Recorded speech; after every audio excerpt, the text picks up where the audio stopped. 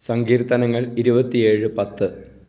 അപ്പനും അമ്മയും എന്നെ ഉപേക്ഷിച്ചാലും കർത്താവ് എന്നെ കൈക്കൊള്ളും.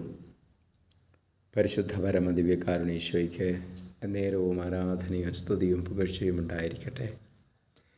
ഈശോയെ, അങ്ങയുടെ സ്നേഹത്തെ ഞങ്ങൾ പ്രകീർത്തിക്കുന്നു. അങ്ങയുടെ സ്നേഹത്തെ ഞങ്ങൾ ആശ്രയിച്ച് വിശ്വസിച്ച് ആശ്രയിക്കുന്നു. Hallelujah, hallelujah, hallelujah.